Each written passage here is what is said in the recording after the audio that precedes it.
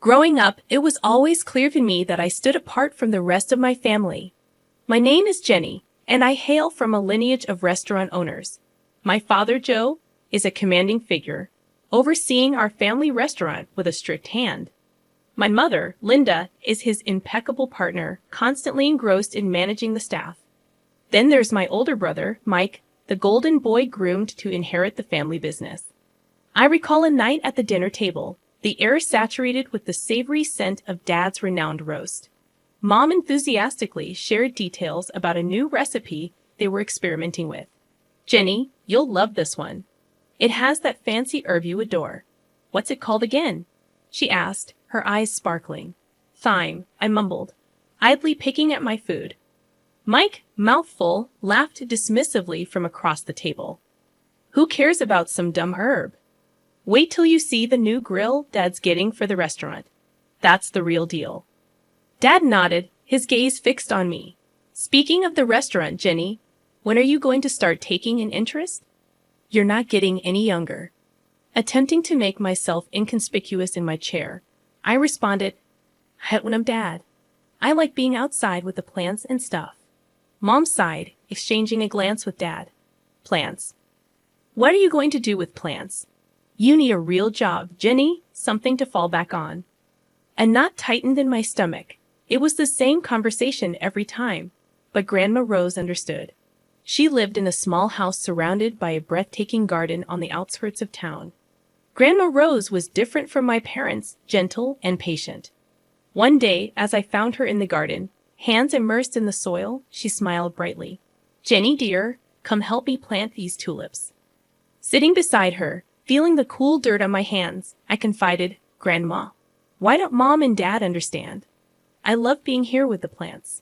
Grandma Rose wiped her brow, looking at me with wise eyes. "Your parents just want what's best for you, Jenny, but they don't see the world the same way we do. There's magic in these plants in the earth. It's okay to be different." I clung to Grandma Rose's words, even as the pressure from my family intensified. High school graduation marked a crossroads. The house buzzed with excitement over Mike's plans to join Dad at the restaurant. Amidst it all, I felt like a spectator in my own life. One evening, as we gathered in the living room, Dad spoke passionately about expanding the restaurant, eyes gleaming with ambition. Mom turned to me, her voice sharp. "And what about you, Jenny? Ready to step up, handle the front desk, learn the ropes?" Taking a deep breath, I mustered the courage to speak my truth. "Actually, I'm not going to work at the restaurant. I'm going to study landscape design." The room fell silent. Dad's face turned red, and he barked. "Landscape what now? That's no career for you. You're a part of this family, and the restaurant is our legacy." Mike sneered. "What are you going to do? Plant flowers for a living?" My cheeks burned, but I held my ground. "Yes, that's exactly what I'm going to do. I'm good at it, and I love it." Mom's expression wavered between confusion and concern. "Jenny, be sensible. You can't make a living off playing in the dirt." I rose to my feet, a surge of defiance coursing through me. "It's not just playing in the dirt, Mom. It's creating something beautiful, something real. I'm not asking for your approval, but I am telling you. This is my decision." Dad slammed his hand on the table, his voice booming. "If you choose this foolishness, you're on your own. Don't expect any help from us." A knot tightened in my stomach, but my voice remained steady. "Fine. I'll do it on my own." Grandma Rose, who had been quietly knitting in the corner, finally spoke. Her voice was calm but carried weight. "Joe, let the girl follow her heart. She's got a gift, and it would be a sin to waste it." Her eyes fixed on Dad. Dad let out a frustrated grunt, turning away. "Fine, do what you want, but don't come crying to us when it all falls apart." I turned to leave the room, my heart pounding. Mike called out after me, his voice dripping with sarcasm. "Good luck, gardener. Let's see how far those flowers get you." Stepping into college life felt like diving into deep water, thrilling yet daunting. I, Jenny, was far from the familiar paths of my family's expectations, ready to carve my own way in the world of landscape design. I still remember the buzz of the first day in class, the room swirling with the energy of eager students. I found a spot in the back, trying to shrink into the shadows.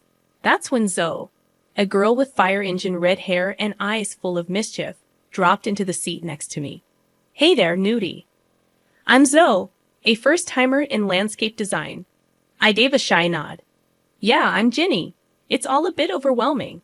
Zoe's laugh was loud and genuine. You'll fit right in.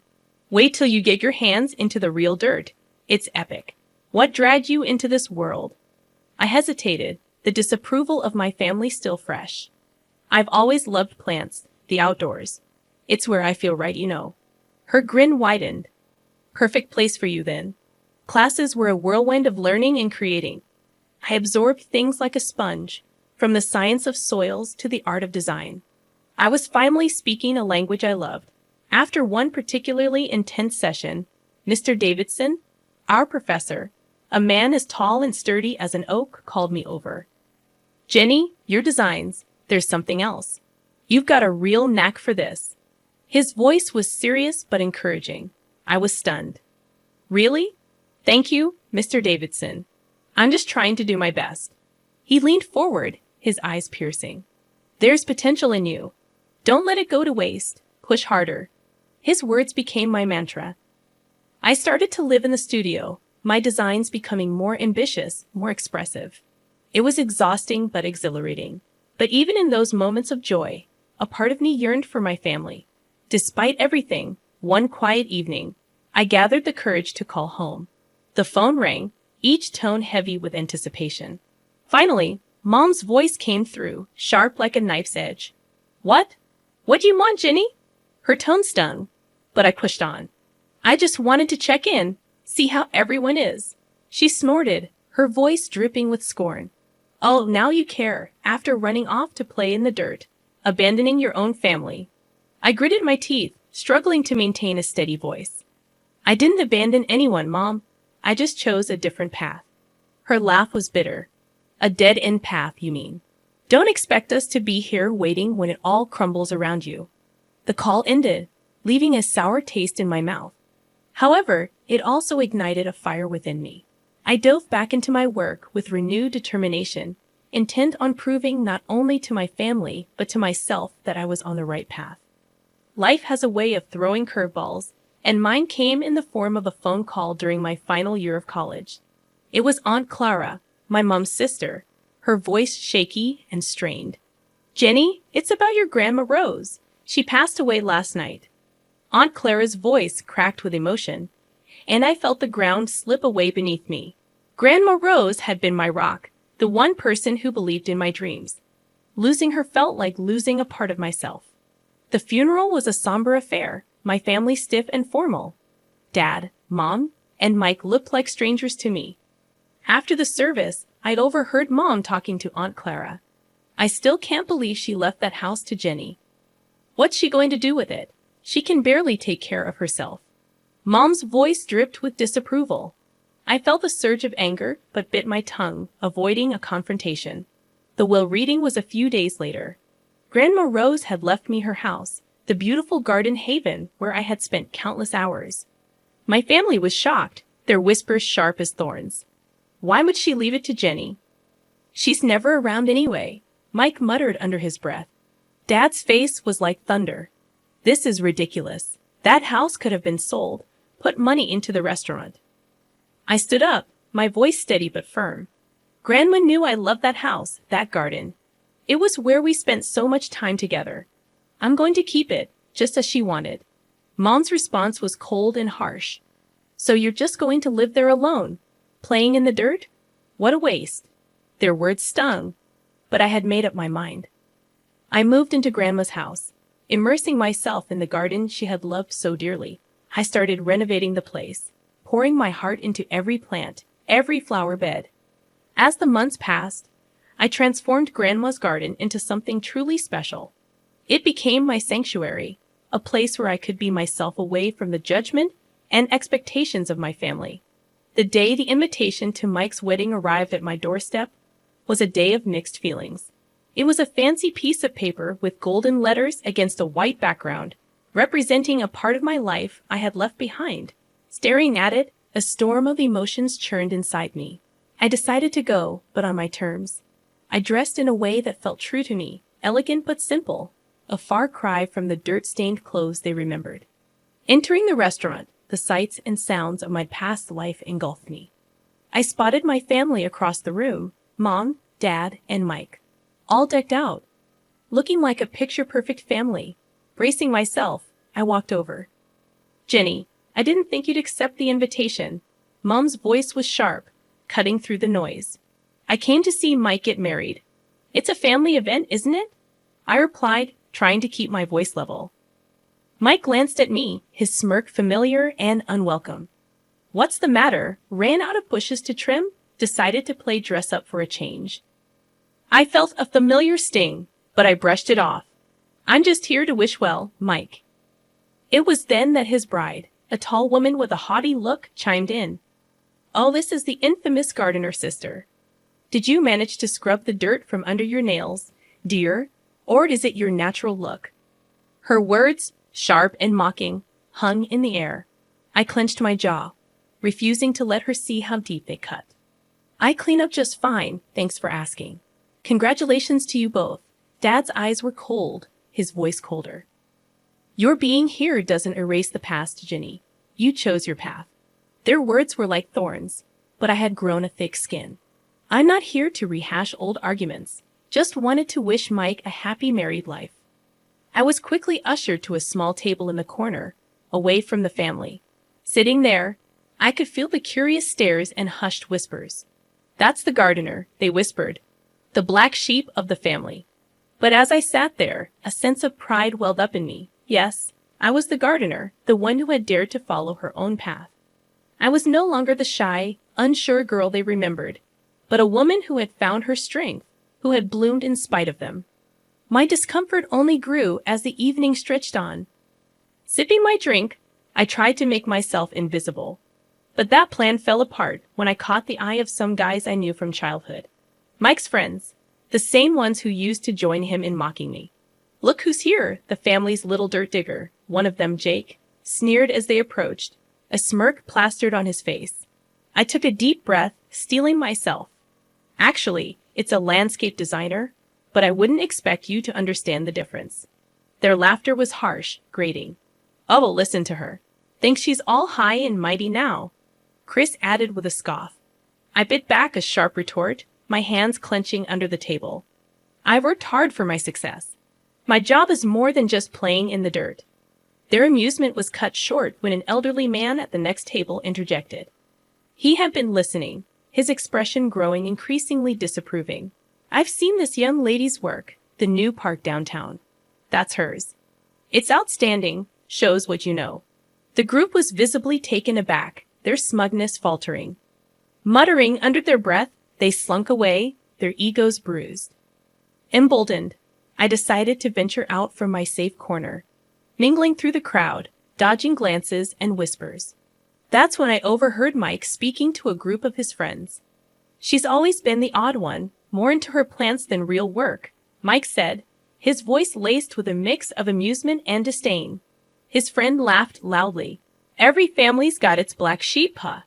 Their words were like a slap, raw and stinging. I walked away, my heart pounding, reminding myself their opinions didn't define me. As I weaved through the crowd, I bumped into my cousin Lucy, a quiet presence in our loud family. "Hey, Jenny, I've seen some of your designs. They're really something," she said, her voice sincere. I managed a small smile. "Thanks, Lucy. It means a lot, especially today." Lucy looked at me, her eyes understanding. "I never agreed with how they treated you. You're doing amazing things. I'm glad you stuck to your path." Her words were a small comfort amidst the thorns of the evening. We chatted briefly, a momentary respite from the tension. As Lucy drifted away, I returned to my corner, feeling the weight of the evening. The loud music, clinking glasses, and bursts of laughter around me felt like they were happening in a different world. I sat there, sipping my drink, longing for the celebration to end. The wedding night was winding down, its fancy aura overshadowed by my own tangled feelings. Just when I thought the night couldn't get any more surreal, the mayor, a distant relative of Mike's bride, took the stage for his speech. "Ladies and gentlemen, It's a delight to be here, he began, his voice booming across the room. But tonight, I want to highlight a special guest among us, a true star in the world of landscape design, Jenny. Hearing my name, I nearly choked on my drink. I stood up hesitantly, feeling like a deer caught in headlights. The mayor beamed at me. Jenny here is the brilliant mind behind the transformation of our city park. She's a celebrated landscape designer who's won multiple awards for her incredible work. Let's give her the recognition she deserves. The room erupted into applause, a sound that felt foreign to me. I glanced at my family's table and saw their faces, a mix of shock and embarrassment. Mike's bride leaned towards him, her voice dripping with disbelief. Is he talking about your sister, the gardener? Mike mumbled something, looking like he wished the floor would swallow him up. The mayor's praise continued. Jenny's work has revitalized our city. She's a true talent. Amidst the clapping, I felt a surge of confidence. The mayor's words were like a light, dispelling the shadows of doubt and scorn from my family. Seizing the moment, I decided to speak up. Thank you, Mayor, for your kind words. It's an honor to contribute to our city's beauty. I paused, my gaze sweeping over the crowd, settling on my family. It's funny, isn't it? How life turns out. Mike, you and your bride are perfect for each other. Your shared talent for rudeness to others is quite remarkable. The room went silent, the air thick with tension. My parents, my brother, and his fiancée blushed deep red, their shame as visible as if I'd slapped them. Mom's voice cut through the silence, sharp as a knife. Jenny, what are you saying? This is your brother's wedding.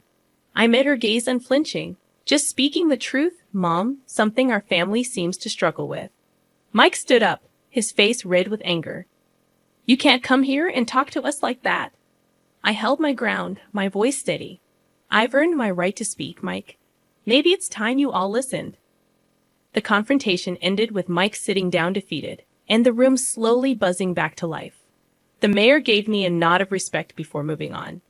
As I sat back down, the weight of the night lifted slightly.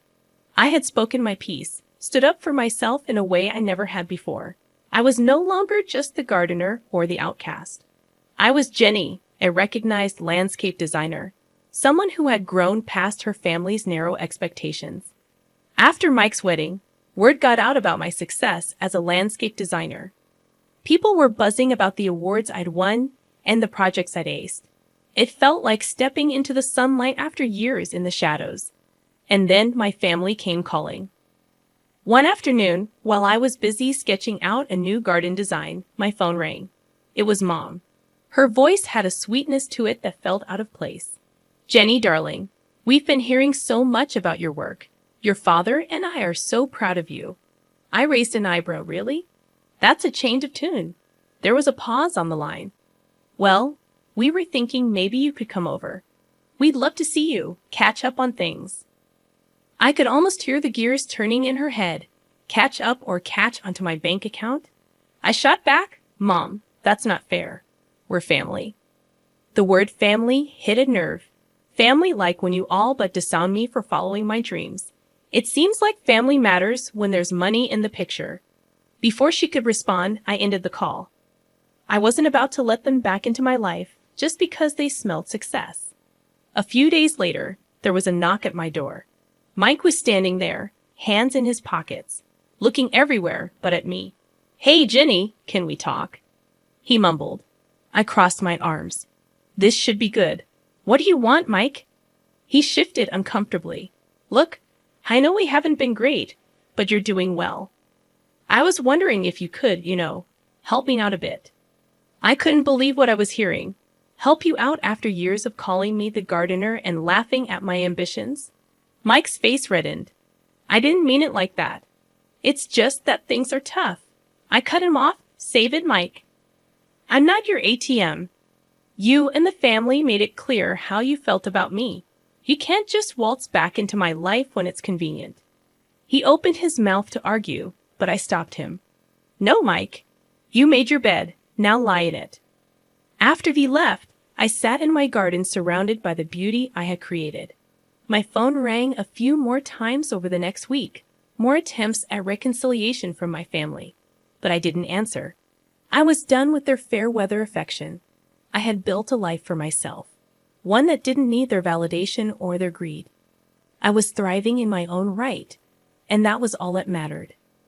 They had chosen their path, and I had chosen mine.